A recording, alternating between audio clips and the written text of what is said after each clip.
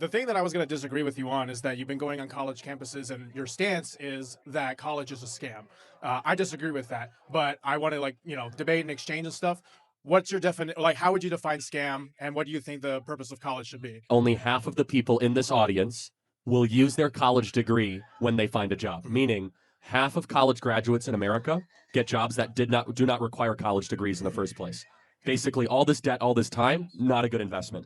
Finally, there's an amazing article, and I encourage you to look at it. The new class of millionaires.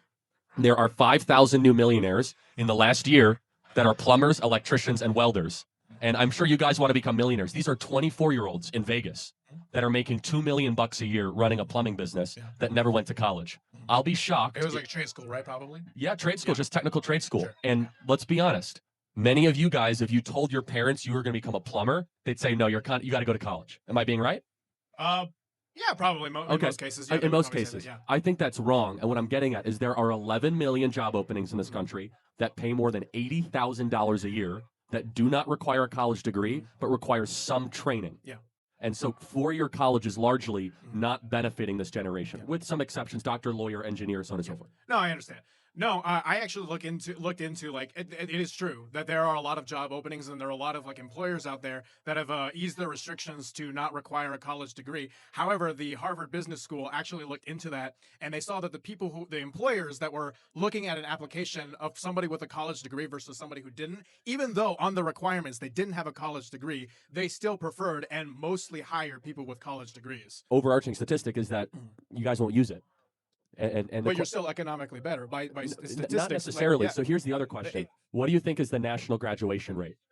Is it like in the high 50s, mid 50s? Yeah, that's exactly right. So that, and I'm sure you guys all know people that drop out of college. So, like, That was me. Yeah. That was me, yeah. So I'm going back to college, but okay, yeah. and whatever suits your best. Yeah. Here's what I'm getting at: is that there's not been nearly enough criticism of college, the institution, from its cost and from the ROI standpoint. Of course, some people benefit from it, but it has largely been a third rail of American life. I mean, to be honest, half you guys are being totally ripped off that you're here.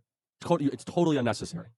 Like, if you guys became plumbers instead, you would make more money 5 years after and have no debt. Well, the average plumber the median plumber is probably, I think it was like 61.5. Yeah, it's way higher than that in Clark County right now. Way higher. Yeah, but that's because there's a shortage. We're talking about like average, right? Why we is want to there? Talk about like the overarching messaging that we want to send to the country. Maybe for something like Nevada, because I know Nevada, a lot of it is hospitality work. A lot of it is not college degree. No, I would agree. But think about it. Why is it though that we have a shortage of plumbers? It's because we're sending our kids to go study things that don't matter, to go into debt to find jobs that don't exist.